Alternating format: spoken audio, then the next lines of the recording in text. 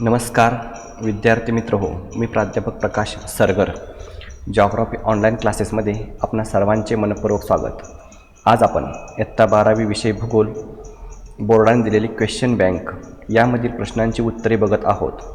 त्याचा हा भाग 3 आहे। या भागामध्ये आज आपण अचूक गट ओळखा, चूक की बरोबर ओळखा, दिलेल्या सूचनेनुसार विधाने पूर्ण करा, हे जे ऑब्जेक्टिव्हचे प्रश्न आहेत त्यांची उत्तरे बघणार आहोत। याच्या अगोदरचे आपले व्हिडिओचे 2 भाग आहेत, भाग 1 आणि भाग 2। भाग 1 मध्ये आपण योग्य पर्याय निवडून विधाने पूर्ण करा, साखळी पूर्ण करा हे बघितलेलं आहे। आणि व्हिडिओच्या भाग 2 मध्ये दिलेल्या विधानातील ए विधान आणि आर कारण यांचा अचूक सहसंबंध ओळखा, अयोग्य किंवा चुकीचा घटक ओळखा या प्रश्नांची उत्तरे बघितलेली आहेत।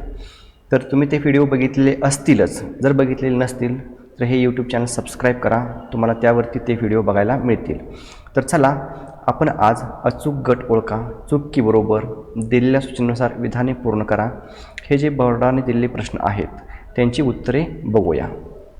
आता या ठिकाणी बघा, प्रश्न क्रमांक 1 अचूक बरोबर गट ओळखा असं म्हटलेलं आहे।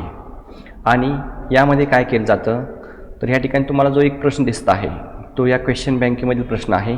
पहिला प्रश्न, लोकसंख्येच्या वितरणावर परिणाम करणारे प्राकृतिक घटक, आणि खाली एकूण 3 पर्याय दिलेत, अ पर्याय, ब पर्याय, क पर्याय।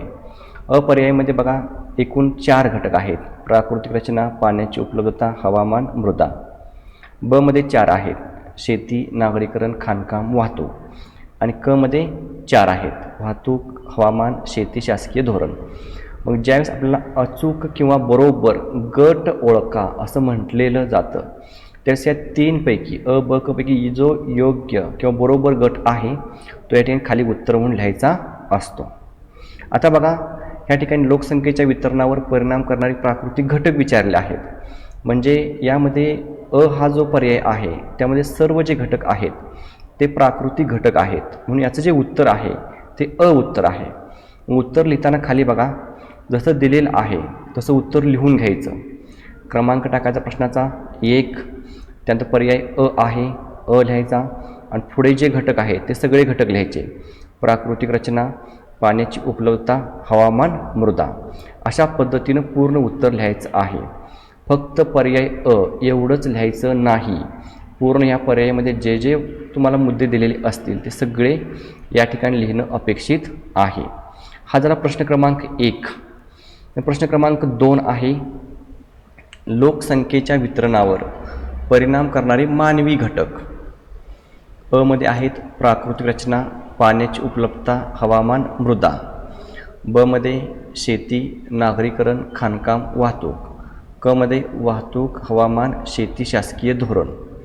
आता याचं जे उत्तर आहे ते 1 प्रमाणेच खाली उत्तर म्हणायचं आहे, क्रमांक 2 टाकायचा आहे, आणि त्यानंतर जो पर्याय बरोबर आहे तो संपूर्ण लिहायचा आहे। आता यामध्ये पर्याय ब हा बरोबर आहे म्हणून ब टाकायचा, पुढचे मुद्दे लिहायचे, शेती, नागरीकरण, खाणकाम, वाहतूक। अशा पद्धतीनं उत्तर हे अचूक किंवा बरोबर गट ओळखा याचे लिहायचे आहेत। तर आता इथून पुढे जे प्रश्न आहेत त्या प्रश्नांची फक्त तुम्हाला उत्तरं सांगितली जातील, खाली तुम्हाला उत्तर लिहून दिलं जाणार नाही, कारण कशा पद्धतीने उत्तर लिहायचं हे तुम्हाला आता माहिती झालेलं आहे। तर आता पुढचा प्रश्न बघूया, प्रश्न क्रमांक 3, लोकसंख्येच्या वितरणावर परिणाम करणारे सामाजिक घटक। बाहेर सामाजिक घटक विचारले आहेत। मग अ पर्याय आहे प्राकृतिक रचना, पाण्याची उपलब्धता, हवामान, मृदा। ब शेती, नागरीकरण, खाणकाम, वाहतूक। क धर्म, एकजिन्सीपणा, सामाजिक सुरक्षितता, कुटुंब व्यवस्था। याचं जे उत्तर आहे ते क आहे। बघा, धर्म, एकजिन्सीपणा, सामाजिक सुरक्षितता, कुटुंब व्यवस्था हे याचं उत्तर आहे। त्यानंतर प्रश्न क्रमांक 4 आहे, लोकसंख्या संक्रमण सिद्धांत पहिला टप्पा। अ मध्ये बा काय म्हटलंय, अतिशय स्थिर, जन्मदर अधिक, मृत्यूदर अधिक, सद्यस्थितीत कोणताही देश नाही। ब गटामध्ये आरंभीच्या काळात विस्तारणारा, जन्मदर स्थिर, मृत्यूदरात घट, कांगो, बांगलादेश, नायजर, युगांडा। आणि क मध्ये आहे नंतरच्या काळात विस्तारणारा, जन्मदर कमी होतो, मृत्यूदर कमी होतो, चीन, भारत। आता हा जो पहिला टप्पा विचारला आहे, मग पहिल्या टप्प्याला अनुसरून जी वैशिष्ट्ये आहेत ते आपल्याला इथं लिहायची आहेत। मग याचं जे उत्तर आहे ते क्रमांक अ बरोबर आहे। अतिशय स्थिर, जन्मदर अधिक, मृत्यूदर अधिक, सद्यस्थितीत कोणताही देश नाही, हे याचं उत्तर आहे। प्रश्न क्रमांक 5 बघा। प्रश्न क्रमांक 5 ही आणि 6 ही लोकसंख्या संक्रमण सिद्धांतावरच आहेत। या ठिकाणी प्रश्न क्रमांक 5 बघा, लोकसंख्या संक्रमण सिद्धांत दुसरा टप्पा विचारला आहे। आता दुसऱ्या टप्प्यामध्ये बघा, जी पाठीमागची वैशिष्ट्ये बघितली तीच वैशिष्ट्ये इथं सुद्धा पर्यायामध्ये दिलेली आहेत। अ मध्ये अतिशय स्थिर, जन्मदर अधिक, मृत्यूदर अधिक इत्यादी। ब मध्ये आरंभीच्या काळात विस्तारणारा, जन्मदर स्थिर, नंतर क मध्ये नंतरच्या काळात विस्तारणार, अशा पद्धतीने एकच पर्याय आहेत। तर आता आपल्याला दुसरा टप्पा जे आहेत त्याची वैशिष्ट्ये कोणती बरोबर आहेत यातली लिहायची आहेत। तर या ठिकाणी बघा, जो क्रमांक ब आहे तो ब हा बरोबर आहे। आरंभीच्या काळात विस्तारणारा, जन्मदर स्थिर, मृत्यूदरात घट, कांगो, बांगलादेश, नायजर, युगांडा। त्यानंतर प्रश्न क्रमांक 6 आहे, लोकसंख्या संक्रमण सिद्धांत तिसरा टप्पा। ह्याचे जे पर्याय आहेत अ ब क हे सुद्धा वरील प्रमाणेच पर्याय खाली दिलेले आहेत। फक्त जो तिसरा टप्पा आहे त्याला अनुसरून आपल्याला उत्तर लिहायचं आहे। मग आता हे जे पर्याय बघितले तर याचं जे उत्तर आहे ते उत्तर क आहे। या ठिकाणचं क जे आहे ते क याचं उत्तर आहे। नंतरच्या काळात विस्तारणारा, जन्मदर कमी होतो, मृत्यूदर कमी होतो, भारत आणि चीन याची उदाहरणे आहेत। अशा पद्धतीनं हा तिसरा टप्पा विचारला होता। आता यानंतर प्रश्न क्रमांक 7 बघा। प्रश्न क्रमांक 7 मध्ये टप्पा क्रमांक 4 विचारला आहे, लोकसंख्या संक्रमण सिद्धांत 4था टप्पा। आता या ठिकाणी जे पर्याय आहेत ते पर्याय बदललेले आहेत बघा। कमी बदल दर्शवणारा, जन्मदर आणखीन कमी, मृत्यूदर हा जन्मदरापेक्षा अधिक, अमेरिकेची संयुक्त संस्थाने। ब आरंभीच्या काळात विस्तारणारा, जन्मदर स्थिर, मृत्यूदरात घट, कांगो, बांगलादेश, नायजर, युगांडा। क आहे, नंतरच्या काळात विस्तारणारा, जन्मदर कमी होतो, मृत्यूदर कमी होतो, चीन, भारत। आता याचं जे उत्तर आहे ते उत्तर अ आहे। कमी बदल दर्शविणारा, जन्मदर आणखीन कमी, मृत्यूदर हा जन्मदरापेक्षा अधिक, अमेरिकेची संयुक्त संस्थाने। प्रश्न क्रमांक 8 आहे, लोकसंख्या संक्रमण सिद्धांत 5वा टप्पा। याचे पर्याय बघा। अ आहे, कमी बदल दर्शविणारा, जन्मदर आणखीन कमी, मृत्यूदर हा जन्मदरापेक्षा अधिक, अमेरिकेची संयुक्त संस्थाने। ब आरंभीच्या काळात विस्तारणारा, जन्मदर स्थिर, मृत्यूदरात घट, कांगो, बांगलादेश, नायजर, युगांडा। आणि क आहे, ऋणात्मक वाढीचा टप्पा, जन्मदर मृत्यूदरापेक्षा कमी होतो, मृत्यूदराशी जन्मदर समान होतो, स्वीडन, फिनलंड। आता याचं जे उत्तर आहे 5व्या टप्प्यात जी वैशिष्ट्ये आहेत ती ह्या क मध्ये आहेत, म्हणून हा जो पर्याय तो बरोबर आहे। ऋणात्मक वाढीचा टप्पा, जन्मदर मृत्यूदरापेक्षा कमी होतो, मृत्यूदराशी जन्मदर समान होतो, स्वीडन, फिनलंड। आता यानंतर प्रश्न क्रमांक 9 आहे, लोकसंख्या स्थलांतराची प्राकृतिक कारणे। अ पूर, दुष्काळ, भूकंप, ज्वालामुखी। ब रोजगाराच्या शोधात, राहणीमान उंचावण्यासाठी, अधिक वेतनाची नोकरी, व्यवसायासाठी। क भेदभाव, शिक्षण, आरोग्य, विवाह। आता याचं जे उत्तर आहे ते उत्तर अ आहे। पूर, दुष्काळ, भूकंप, ज्वालामुखी, कारण ही प्राकृतिक कारणे आहेत। परत त्याच पद्धतीने प्रश्न क्रमांक 10 सुद्धा आहे, लोकसंख्या स्थलांतराची आर्थिक कारणे। वरील प्रश्नामध्ये प्राकृतिक कारणे विचारली होती, खाली आर्थिक कारणे विचारले आहेत। आणि वर जे पर्याय दिलेले होते अ ब क तेच पर्याय खाली सुद्धा आहेत अ ब क। म्हणजे पर्याय मी वाचत नाही, याचं मग तुम्हाला उत्तर जे बरोबर आहे ते उत्तर सांगतो। आता आर्थिक कारणे उत्तर बरोबर कुठलं आहे तर ब आहे। रोजगाराच्या शोधात, राहणीमान उंचावण्यासाठी, अधिक वेतनाची नोकरी आणि व्यवसायासाठी। प्रश्न क्रमांक 11 आहे, त्याच पद्धतीने आहे, लोकसंख्या स्थलांतराची सामाजिक कारणे। आता या ठिकाणी पर्याय जे पाठीमाग होतं तेच आहेत, म्हणून डबल वाचत नाही। आता याचं जे उत्तर आहे ते उत्तर क आहे।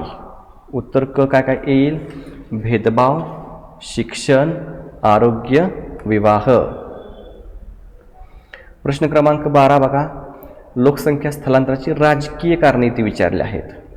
आता या ठिकाणचा थोडेसे पर्याय बदलले आहेत. पहिला पर्याय बदलला आहे अ, राजकीय धोरण, राजकीय अस्थिरता, परकीय आक्रमण, युद्धजन्य परिस्थिती. ब, रोजगाराच्या शोधात, राहणीमान उंचावण्यासाठी, अधिक वेतनाची नोकरी, व्यवसायासाठी. क आहे भेदभाव, शिक्षण, आरोग्य, विवाह. आता याचं जे उत्तर आहे ते उत्तर अ हे बरोबर आहे. राजकीय धोरण, राजकीय अस्थिरता, परकीय आक्रमण, युद्धजन्य परिस्थिती. प्रश्न क्रमांक 13 आहे, मानवी वस्तीच्या स्थानावर परिणाम करणारे प्राकृतिक घटक. प्राकृतिक घटक विचारलेत बघा. मानवी वस्तीच्या स्थानावर परिणाम करणारे प्राकृतिक घटक. अ, भूपृष्ठ रचना, पाणी पुरवठा, जमीन, हवामान. ब, शेती, उद्योगधंदे, व्यापार व बाजारपेठ, वाहतूक व दळणवळण व्यवसायासाठी. आणि क, सामाजिक विविधता, धर्म, भाषा, जाती व वर्ण व्यवस्था, साथीचे निर्मूलन. आता याचं जे उत्तर आहे ते उत्तर अ बरोबर आहे. भूपृष्ठ रचना, पाणी पुरवठा, जमीन, हवामान. आता यानंतर बघा प्रश्न क्रमांक 14 सुद्धा त्याच पद्धतीने वरीलप्रमाणेच आहे. मानवी वस्तीच्या स्थानावर परिणाम करणारे सामाजिक व सांस्कृतिक घटक या ठिकाणी विचारले आहेत. आता पर्याय जे आहेत ते पर्याय वरीलप्रमाणेच पर्याय खालीसुद्धा आहेत. आता याचं फक्त तुम्हाला उत्तर सांगतो कुठलं आहे ते. याचं उत्तर आहे क, सामाजिक विविधता, धर्म, भाषा, जाती व वर्णव्यवस्था, साथीचे निर्मूलन. त्यानंतर प्रश्न क्रमांक 15 आहे, पाठीमागच्या प्रश्नाप्रमाणेच आहे. मानवी वस्तीच्या स्थानावर परिणाम करणारे आर्थिक घटक. आता या ठिकाणी सुद्धा जे तुम्हाला दिलेले पर्याय आहेत ते पाठीमागे जे दिलेले होते त्याप्रमाणेच आहेत. म्हणून याचं तुम्हाला डायरेक्ट उत्तर सांगतो. आर्थिक घटक कोणते आहेत तर ब हा जो पर्याय आहे, शेती, उद्योगधंदे, व्यापार व बाजारपेठ, वाहतूक व दळणवळण. प्रश्न क्रमांक 16 सुद्धा त्याचप्रमाणे आहे. मानवी वस्तीच्या स्थानावर परिणाम करणारे राजकीय घटक विचारले आहेत. पर्याय बघा अ तोच आहे, भूपृष्ठ रचना, पाणी पुरवठा, जमीन, हवामान. ब बदललेला आहे, धार्मिक युद्धे, संरक्षण, राजकीय तणाव, राजकीय धोरण. क तोच आहे, सामाजिक विविधता, धर्म व भाषा, जाती व वर्ण व्यवस्था, साथीचे निर्मूलन. याचं जे उत्तर आहे ते उत्तर ब आहे, धार्मिक युद्धे, संरक्षण, राजकीय तणाव, राजकीय धोरण.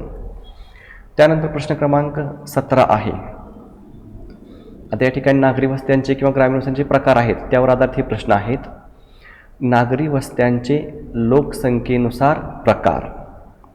आता या ठिकाणी पर्याय बघा, इथं जे नागरी वस्त्यांचे प्रकार विचारले ते लोकसंख्येनुसार विचारत, हे लक्षात ठेवा. अ पर्याय आहे नगर, महानगर, प्रमहानगर, महाकाय नगर.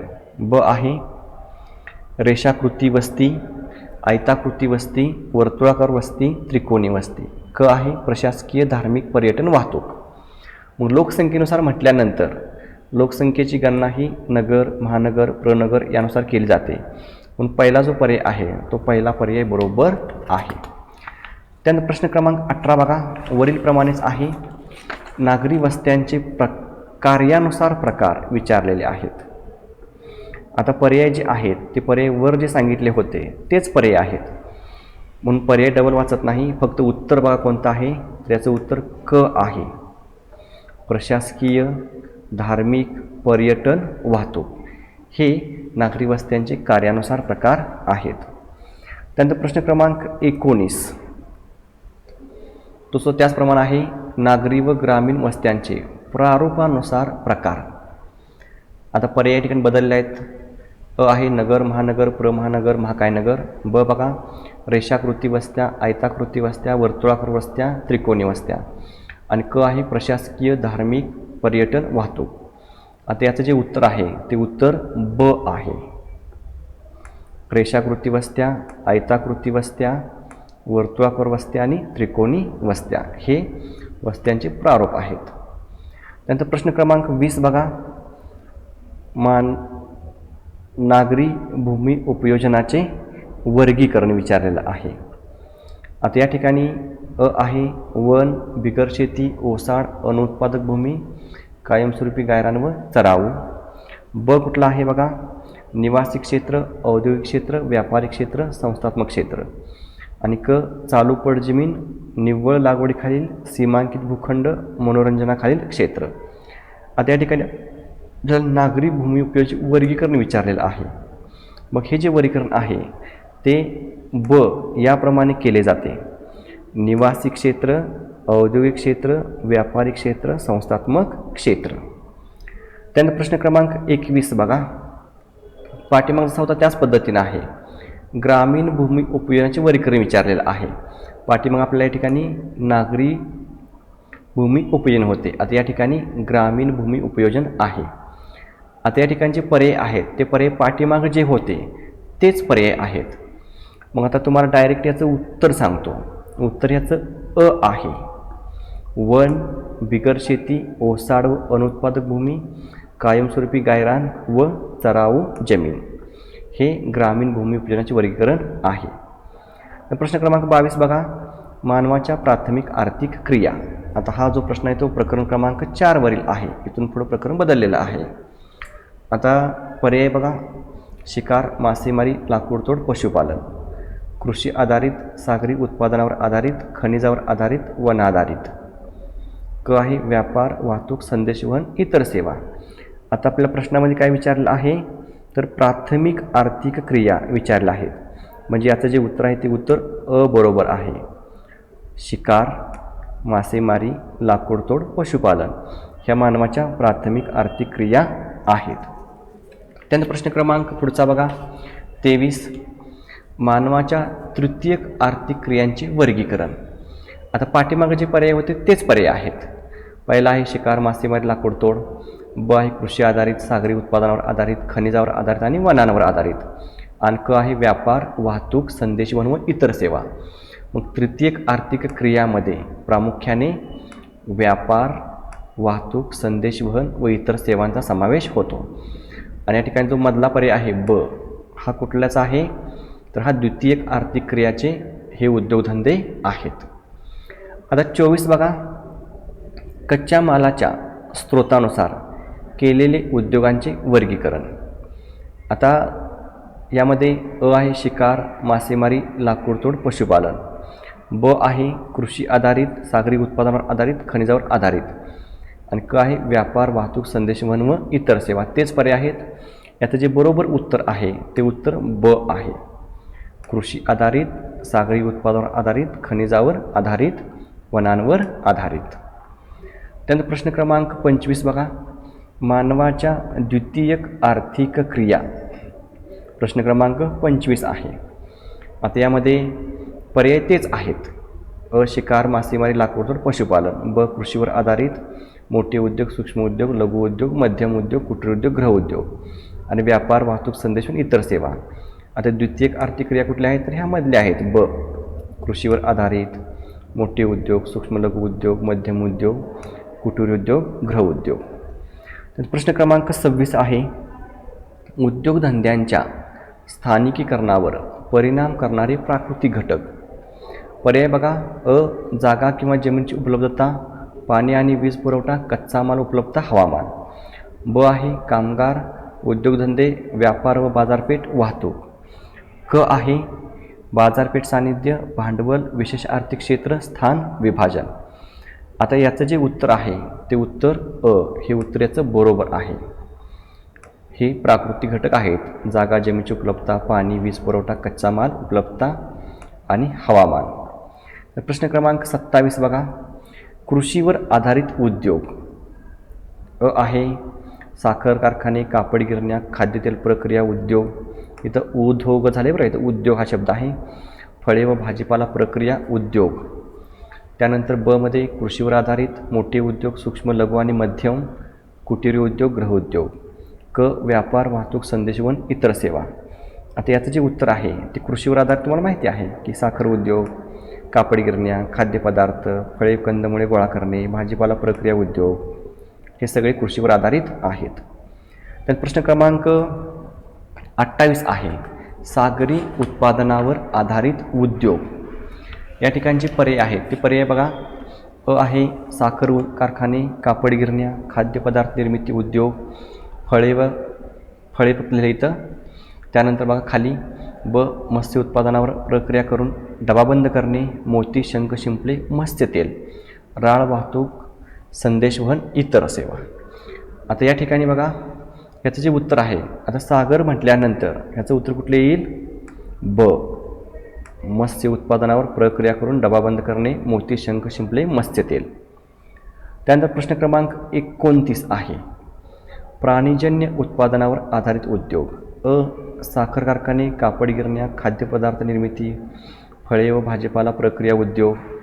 ब आहे मत्स्य उत्पादनावर प्रक्रिया करून डबाबंद करणे, मोती, शंख, शिंपले, मत्स्य तेल, मांस प्रक्रिया, दुग्धोत्पादन प्रक्रिया, कमावलेली कातडी, हाडे, शिंग. आता प्राणीजन्य म्हटल्यानंतर याचा पर्याय कुठला येईल? तर क येईल. मांस प्रक्रिया, दुग्धोत्पादन, कमावलेली कातडी, हाडे, शिंगे. प्रश्न क्रमांक 30 उद्योगांची मालकी कोणाकडे आहे यावर आधारित उद्योग. पर्याय बघा. अ साखर कारखाने, कापड गिरण्या, खाद्यपदार्थ प्रक्रिया उद्योग, फळे व भाजीपाला प्रक्रिया उद्योग, सार्वजनिक क्षेत्र, खाजगी क्षेत्र, संयुक्त क्षेत्र, सहकारी क्षेत्र, मांस प्रक्रिया, दुग्धोत्पादन प्रक्रिया, कमावलेली कातडी, हाडे, शिंगे. आता मालकी तत्वावर आधारित कुठला पर्याय येईल? तर हा येईल. सार्वजनिक क्षेत्र, खाजगी क्षेत्र, संयुक्त क्षेत्र, सहकारी क्षेत्र हे याचं उत्तर आहे. अशा पद्धतीने आपण अचूक किंवा बरोबर गट ओळखा याचे 30 प्रश्न हे क्वेश्चन बँकमधील बघितलेले आहेत. यानंतर आपल्याला पुढचा जो प्रश्न आहे तो प्रश्न चूक की बरोबर ते लिहा किंवा योग्य की अयोग्य ते लिहा अशा पद्धतीने दिलेला आहे. या ठिकाणी आपल्याला एक विधान दिलं जातं आणि हे जे विधान आहे ते चूक आहे का बरोबर किंवा योग्य की अयोग्य एवढंच लिहायचं असतं. ते योग्य की अयोग्य का आहे याचं कारण लिहावं लागत नाही. कारण हा जो प्रश्न आहे तो फक्त एक गुणासाठी असतो. म्हणजे फक्त चूक आहे का बरोबर आहे किंवा योग्य आहे किंवा अयोग्य आहे एवढंच फक्त सांगायचं आहे. ते चूक का आहे किंवा बरोबर का आहे हे सांगायचं नाही. मग आता उत्तर बघूया आपण. प्रश्न क्रमांक 1 आहे ऑस्ट्रेलिया खंडात लोकसंख्या सर्वात कमी आहे. आता याचं उत्तर बघा. हे विधान बरोबर किंवा योग्य आहे. प्रश्न क्रमांक 2 आहे आशिया खंडाची खंडांतर्गत भूमीची टक्केवारी सर्वात कमी आहे. आता हे जे विधान आहे ते कसं आहे? चूक किंवा अयोग्य आहे. कारण आशिया खंडाची खंडांतर्गत भूमीची टक्केवारी सर्वात जास्त आहे. प्रश्न क्रमांक 3 बघा अंटार्क्टिका खंडावर लोकसंख्येची घनता दाट आहे. याचं उत्तर काय असेल? चूक आहे. तर अंटार्क्टिका खंडावरती मनुष्यवस्ती आढळून येत नाही. प्रश्न क्रमांक 4 बघा विषुववृत्तीय प्रदेशामध्ये लोकसंख्येची घनता अतिशय कमी आढळते. याचं जे उत्तर आहे ते काय आहे? बरोबर आणि योग्य. कारण विषुववृत्तावरती दररोज पाऊस पडतो, दलदल असते, घनदाट जंगल असतं, म्हणून बरोबर विषुववृत्तावरती लोकसंख्येची घनता ही खूपच कमी आढळून येते. तर तिबेटच्या पठारावर लोकसंख्येची घनता अधिक आहे. हे विधान चूक किंवा अयोग्य आहे. कारण तिबेटच्या पठारावर लोकसंख्येची घनता ही कमी आढळून येते. प्रश्न क्रमांक 6 बघा ध्रुवीय प्रदेशात लोकसंख्येची घनता जास्त आढळते. हे विधान चूक किंवा अयोग्य आहे. कारण ध्रुवीय प्रदेशात लोकसंख्येची घनता ही कमी आढळून येते. प्रश्न क्रमांक 7 स्थलांतरामुळे शहरात अनेक समस्या निर्माण झाले आहेत. हे विधान बरोबर किंवा योग्य आहे. परत प्रश्न क्रमांक 8 बघा नागरी भागाकडे लोकसंख्येच्या स्थलांतराचे प्रमाण अधिक आढळते. याचं उत्तरसुद्धा बरोबर किंवा योग्य आहे. प्रश्न क्रमांक 9 आहे प्रदेशाची स्वयंपूर्तता स्थलांतरामुळे संपुष्टात येते. हे विधानसुद्धा बरोबर किंवा योग्य आहे. प्रश्न क्रमांक 10 बघा लोकसंख्येतील साक्षरता प्रमाण हे देशाच्या आर्थिक व सामाजिक विकासाचे द्योतक असते. हे विधानसुद्धा कसं आहे? बरोबर किंवा योग्य आहे. प्रश्न क्रमांक 11 बघा लोकसंख्येच्या वास्तव्याच्या ठिकाणावरून ग्रामीण व शहरी असे 2 वर्ग करता येतात. बरोबर आहे हे विधान. मानव हा समाजशील प्राणी असल्याने तो नेहमी समूहात राहणे पसंत करतो. हे विधानसुद्धा बरोबर किंवा योग्य आहे. एका केंद्राच्या भोवती केंद्रीय वस्तीचा विकास होतो. हे विधानसुद्धा बरोबर किंवा योग्य आहे. दोन नद्यांच्या किंवा रस्त्यांच्या संगमावर किंवा समुद्रकाठी चौकोनी वस्त्या आढळतात. हे विधान कसं आहे? हे विधान चूक आहे. कारण दोन नद्यांच्या किंवा रस्त्यांच्या संगमावर किंवा समुद्रकाठी त्रिकोणी वस्त्या आढळून येतात. प्रश्न क्रमांक 15 बघा. ग्रामीण व नागरी क्षेत्रामधील भूमीस ग्रामीण नागरी झालर क्षेत्र असे म्हणतात. हे विधान बरोबर किंवा योग्य आहे. प्रश्न क्रमांक 16 बघा. दक्षिण आफ्रिकेच्या कलहरी वाळवंटातील बुशमेन आदिवासी जमाती त्यांच्या चरित्रासाठी शिकार करतात. हे विधान बरोबर किंवा योग्य आहे. उष्णकटिबंधीय सदाहरित वनातील वृक्षांचे लाकूड अतिशय मऊ असते. हे विधान चूक आहे किंवा अयोग्य आहे. कारण विषुववृत्तातील सदाहरित वनातील वृक्षांचे लाकूड हे अतिशय मऊ नसते तर कठीण असते, टणक असते. प्रश्न क्रमांक 18 बघा. सूचीपर्णी या ठिकाणी थोडासा शब्द चुकलेला आहे. सूचीपर्णी वनक्षेत्रात एकाच जातीचे वृक्ष विस्तृत प्रदेशात उगवलेले असतात. हे विधान बरोबर किंवा योग्य आहे. प्रश्न क्रमांक 19 बघा. जपान आणि चीन यासारख्या काही देशांमध्ये मासेमारीचे पारंपरिक कौशल्य उच्च दर्जाचे आहे. हे विधान बरोबर किंवा योग्य आहे. शेतीखालील प्रदेश आणि पशुपालन यांचे वितरण बऱ्याच प्रदेशात एकत्रित आढळून येत नाही. नाही हा शब्द आहे. मग हे विधान चूक किंवा अयोग्य आहे. कारण शेतीखालील प्रदेश आणि पशुपालन यांचे वितरण बऱ्याच प्रदेशात एकत्रित आढळून येते. प्रश्न क्रमांक 21. मानवाने समुद्र व अन्य महासागराच्या तळातून सुद्धा तेल आणि नैसर्गिक वायूचे उत्पादन घेण्यास सुरुवात केली आहे.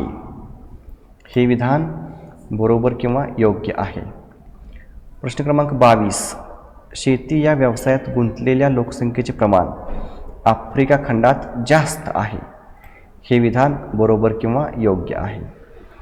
उद्योगांचे वर्गीकरण आकार, कच्च्या मालाचे स्रोत, उत्पादनाचे स्वरूप आणि मालकी या आधारे केले जाते. हे विधान बरोबर किंवा योग्य आहे. तृतीयक आर्थिक व्यवसायात प्राथमिक व्यवसायाप्रमाणे निसर्गातून जसेच्या तसे उत्पादन घेतले जाते. आता हे विधान चूक किंवा अयोग्य आहे. कारण तृतीयक आर्थिक व्यवसायामध्ये कुठलेही उत्पादन घेतले जात नाही तर फक्त सेवा पुरवल्या जातात. प्रश्न क्रमांक 25 बघा. व्यापार म्हणजे दोन किंवा अधिक देशांमध्ये वस्तू किंवा सेवांची ऐच्छिक देवाणघेवाण होय. याचं उत्तर काय आहे? बरोबर किंवा योग्य आहे. तर प्रश्न क्रमांक 26 आहे. आंतरराष्ट्रीय व्यापार चालणे किंवा बंद होणे हे शासन धोरणावर अवलंबून असते. हे विधान बरोबर किंवा योग्य आहे. प्रश्न क्रमांक 27. पर्यटन हा एक महत्त्वाचा तृतीयक आर्थिक व्यवसाय आहे. हे विधान बरोबर किंवा योग्य आहे. समान गुणधर्माच्या आधारे सदर प्रदेशाची श्रेणीबंध उतरंड करता येते. हे विधान बरोबर किंवा योग्य आहे.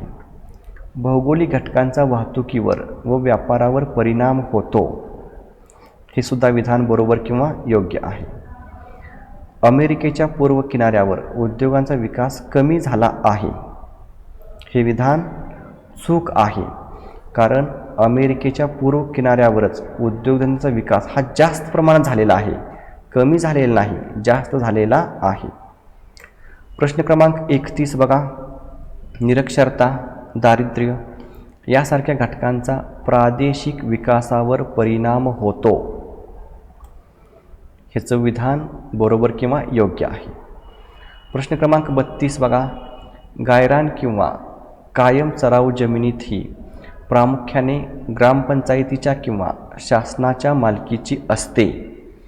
हे विधान बरोबर किंवा योग्य आहे. अशा पद्धतीने आपल्या चूक की बरोबर किंवा योग्य की अयोग्य अशा प्रकारचे 32 प्रश्न या ठिकाणी दिलेले होते क्वेश्चन बँकमधील, ते सर्व आपण बघितलेले आहेत. यानंतर आपला पुढचा जो ऑब्जेक्टिव्हचा प्रश्न आहे तो आहे दिलेल्या सूचनेनुसार विधाने पूर्ण करा. आता जशी सूचना दिलेली असते त्या पद्धतीनं आपल्याला विधाने ही पूर्ण करावी लागतात.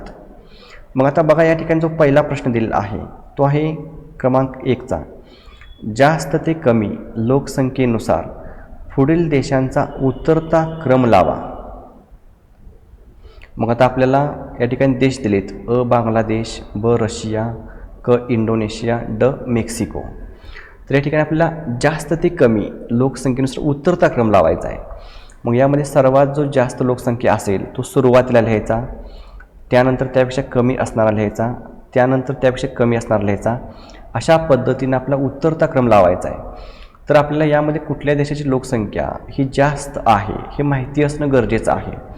तर बघा, आपल्या भूगोलच्या पाठ्यपुस्तकामध्ये प्रकरण क्रमांक जे 1 आहे त्या प्रकरण क्रमांक 1मध्ये पान नंबर 1 वरती आपल्याला 2 विभाजित वर्तुळ दिलेत. त्यावर एक आपल्याला क्रम लक्षात ठेवावा लागेल. त्यामध्ये पहिला आहे खंडांतर भूमीची टक्केवारी आणि दुसरा आहे लोकसंख्या वितरणाची टक्केवारी. त्यावर सुद्धा अशा पद्धतीनं प्रश्न हा विचारला जातो. त्याचबरोबर पान नंबर 3 वरती बघा, भूगोल पाठ्यपुस्तकामध्ये पहिलाच तक्ता आहे लोकसंख्या अनुक्रमांक, देश, लोकसंख्या कोटीमध्ये, क्षेत्रफळ चौरस किमीमध्ये आणि लोकसंख्येची घनता. त्यावरती एक आपल्याला चढत्या आणि उतरत्या क्रमाने देश लावा हे प्रश्न विचारले जाऊ शकतात. म्हणून तुम्ही पान नंबर 1 वरील ते 2 वर्तुळे आणि पान नंबर 3 वरील पहिला जो तक्ता आहे तो, या तक्त्यावरील जे देश आहेत त्यांचा क्रम उतरता आणि चढता लावून ठेवायचा. त्यावरती 5 ते 6 प्रकारचे प्रश्न विचारता येतात. तर या ठिकाणी हा जो प्रश्न दिला आहे तो प्रश्न पान नंबर 3 वरील तक्त्यावर आधारित आहे. तर याचं उत्तर कसं येईल बघा, पहिल्यांदा क इंडोनेशिया येईल, परत अ बांगलादेश येईल, परत ब रशिया येईल आणि ती ड मेक्सिको येईल. कारण जो इंडोनेशिया आहे त्याची लोकसंख्या सर्वात जास्त आहे, 26.8 कोटी आहे. परत त्यानंतर बांगलादेशची किती आहे, 16.1 कोटी आहे. आणि त्यानंतर रशियाची 14.6 कोटी आहे आणि मेक्सिकोची 12.6 कोटी आहे. अशा पद्धतीने आपला उतरता क्रम लावता येतो. त्यानंतर आपण प्रश्न क्रमांक 2 बघूया. पुढील व्यवसायांचा प्राथमिक ते तृतीयक व्यवसाय असा क्रम लावा. आता या ठिकाणी आपण जे व्यवसायाचे एकूण 5 प्रकार करतो, प्राथमिक, आर्थिक क्रिया, द्वितीयक, तृतीयक, चतुर्थक आणि पंचक, तर अशा पद्धतीने आपला क्रम लावावा लागतो. तर या ठिकाणी आपल्याला प्राथमिक ते तृतीयक विचारलं आहे. या ठिकाणी पर्याय बघा, शिकार, कारखाना, पशुपालन, घाऊक व्यापार यांचा क्रम लावायचा आहे. तर तुम्हाला प्राथमिक व्यवसाय जे 2 ह्यात दिले आहेत ते माहिती आहेत की शिकार आणि पशुपालन हे प्राथमिक व्यवसाय आहेत, कारखाना द्वितीयक आहे आणि घाऊक व्यापार हा तृतीयक आहे. यांचा फक्त आपल्याला क्रम लावायचा आहे. मग क्रम कसा येईल, अ पहिल्यांदा शिकार, परत पशुपालन येईल, त्यानंतर कारखाना येईल आणि त्यानंतर घाऊक व्यापार येईल. अशा पद्धतीने प्रश्न विचारला आहे. हाच प्रश्न उलटा विचारला जाऊ शकतो की पुढील व्यवसायांचा तृतीयक ते प्राथमिक असा क्रम लावा. तर असा विचारला तर आपल्याला हे जे उत्तर लिहिले ते उलटं लिहावं लागेल, कारण तृतीयकपासून आपल्याला तृतीयक हा पहिल्यांदा घ्यावा लागेल. म्हणजे अशा पद्धतीने चढता उरता किंवा उलटा क्रम हा विचारला जातो. यानंतर प्रश्न क्रमांक 3 आहे, वाढत्या लोकसंख्येनुसार पुढील वस्त्यांचा क्रम लावा. आता या ठिकाणी शहर, उपनगर, खेडे, महानगर अशा पद्धतीने 4 दिले आहेत. आता लोकसंख्येनुसार आपल्याला क्रम लावायचा आहे. वाढत्या लोकसंख्येनुसार म्हणजेच आपल्याला काय करायचं आहे, सगळ्यात पहिल्यांदा सगळ्यात जी कमी लोकसंख्या यामध्ये जे असेल ते सुरुवातीला घ्यायचं आहे आणि त्यानुसार वाढत्या लोकसंख्येनुसार क्रम लावता येतो. मग या ठिकाणी याचं उत्तर कसं येईल बघा, पहिल्यांदा खेड येईल, त्यानंतर उपनगर येईल, त्यानंतर शहर येईल आणि त्यानंतर महानगर येईल. पहिल्यांदा खेडे असते, त्यानंतर उपनगर तयार होतं शहराला अनुसरून, परत त्याचं मोठं शहर बनतं आणि परत त्याचे महानगर, महाकाय नगर अशा पद्धतीनं बनत जातात. हा झाला प्रश्न क्रमांक 3. आपल्याला अशा पद्धतीनं ह्या क्वेश्चन बँकमध्ये 3च प्रश्न हे अशा पद्धतीने दिलेले आहेत. त्यानंतर प्रश्न क्रमांक 4 आणि 5 हा जो आहे तो पुन्हा चुकीबरोबर हाच दिलेला आहे. बघा, प्रश्न क्रमांक 4 काय आहे, दक्षिण अमेरिकेत उद्योगांचा कमी विकास झाला आहे. विधान चुकीबरोबर ते लिहा. आता हे जे विधान आहे ते कसं आहे, हे विधान बरोबर आहे. दक्षिण अमेरिका खंडामध्ये जास्त उद्योगांचा विकास झालेला नाही. प्रश्न क्रमांक 5 बघा, भूगोल अभ्यासकास संगणकाचे ज्ञान असणे गरजेचे नाही. आता हे जे विधान चूक आहे का बरोबर आहे, तर हे विधान चूक किंवा अयोग्य आहे. कारण भूगोल अभ्यासकास संगणकाचे ज्ञान असणं गरजेचे आहे. आता आपण जे प्रश्न बघितले ते आपल्या दिलेल्या सूचनेनुसार विधाने पूर्ण करा. हा बोर्डाला 5 गुणांसाठी प्रश्न येणार आहे आणि या ठिकाणी आपल्याला फक्त पाठीमागं 3च प्रश्न दिलेले होते. दिलेल्या सूचनेनुसार विधाने पूर्ण करा म्हणजे आपल्याला जास्त प्रश्न देणे गरजेचे होते, परंतु या ठिकाणी कमी दिलेले आहेत. तर यावर आधारित एक मी व्हिडिओ पूर्वी तयार केला होता.